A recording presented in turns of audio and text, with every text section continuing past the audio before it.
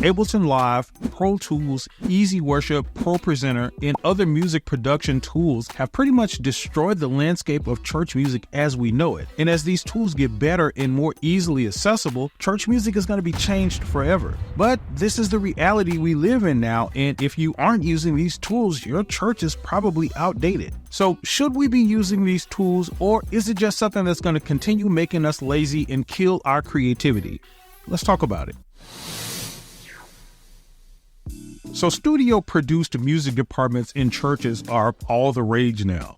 You've seen the videos where the entire band has in-ears in, the track is going, the vocals are slamming, and the music is full and all of this kind of stuff. And it sounds like a big stage movie production. And this sort of new studio-produced music department thing is pretty much the norm now. And if your music department doesn't have some resemblance of that, you're probably behind the curve. But one thing that has come as a result of this sort of change is just a thing of pure laziness. Like, singers really don't have to learn the lyrics or anything anymore because they're on the screens and on the projectors, and the vocals are already singing the lyrics and the backing track. So, I mean, you don't have to put much effort into it. Musicians really don't have to take time to focus thoroughly on learning music anymore because it's in the stems, it's in the backing tracks. So it's cool if you kind of miss a line or two here and there because it's going to be covered up. So musicianship and motivation has seriously been affected by this. But also, using these tools in a lot of ways have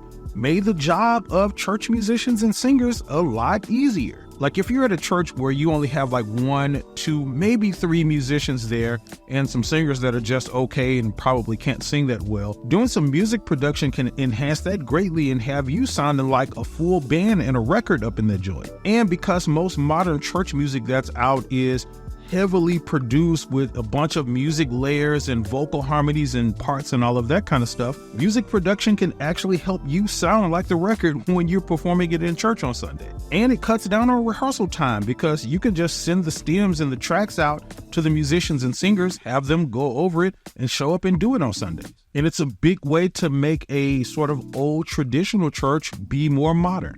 That said, there are 2 big issues with this that you should really know about. So I was doing a concert at this church a while back, and with this concert, we pulled out all the bells and whistles. I mean, we created stems, we rehearsed thoroughly, and we were slamming because all of the vocals were on point. We created stems for those, and everything was just really, really good. And I had a friend that I had invited to that concert, and a day or so later after the concert, I caught up with them and asked them what they thought about the concert, what they thought about how we did and all that. And their answer shocked me. The answer that they gave was just like, it was okay. And I was like, what? Okay? Did you hear all that stuff we had on? Did you hear those tracks? Did you hear us slamming and those vocal parts and those harmonies being on point and all that? And this is the part that got me. They said, yeah, I heard all of that and it was cool, but it sounded a little too perfect. It was almost like it wasn't even y'all that were performing the songs. And I was just like, wow. But the more I sort of reflected on that, the more I realized they were onto something.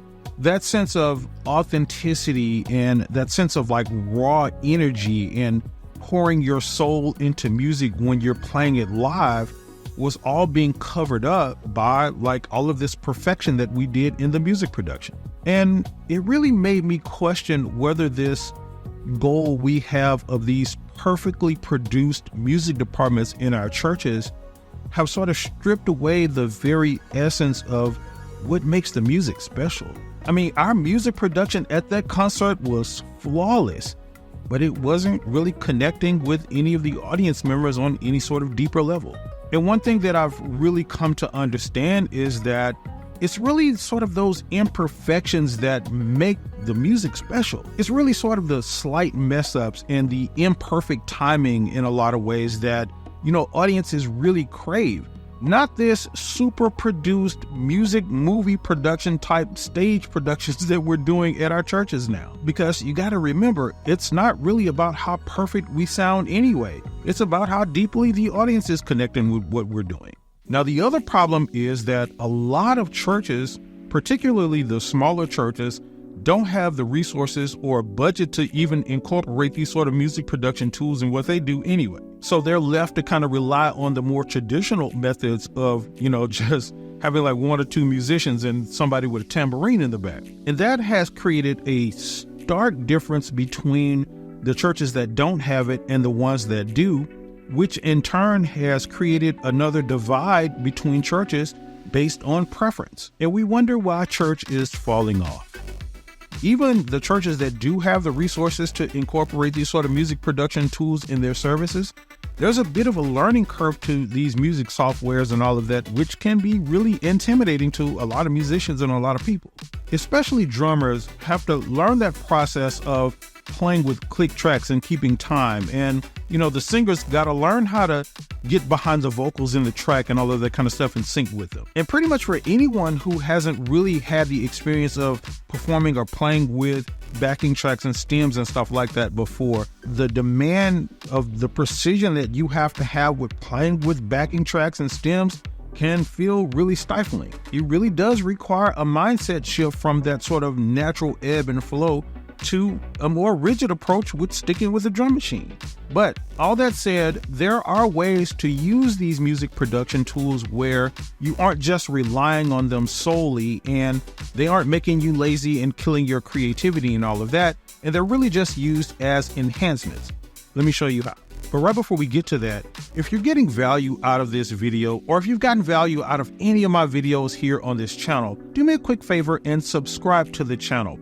That helps out with everything we're doing around here, and I would really appreciate it. So one of the things that makes using these tools lean more to the negative side is the fact that we are using tracks and stems and stuff that are created by and for other people. A lot of times people just buy like these backing tracks and stuff off these internet sites.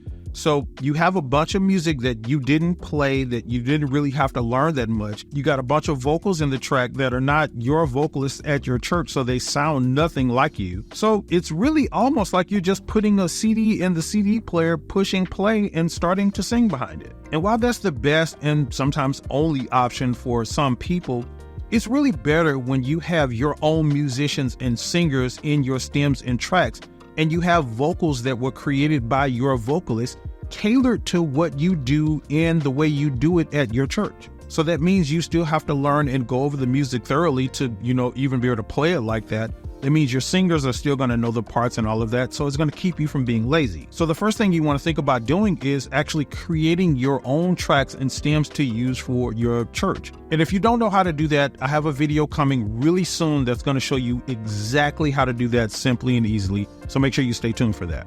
Now, another thing is that these music production tools and such and software and all of that can be really fickle. There have been many times where I've heard like the backing tracks and stems just straight go out in the middle of somebody's performance. And a lot of musicians, because they haven't prepared thoroughly, aren't prepared for those sort of mishaps. So they don't recover the song, and it's just a straight crash and burn from there. And what's worse is I've seen that happen on some churches' live streams. So that crash and burn is out there for everybody to see. So what you want to do is make sure you go over and rehearse and practice that music as if you're playing it live with no backing tracks and no stems, so that if that kind of stuff happens, you're good to go. Now, the question of should these music production tools even be used in church at all is a huge subject of controversy. And it's something that I've done in another video, and you want to go here and check out that video right now to learn more about it.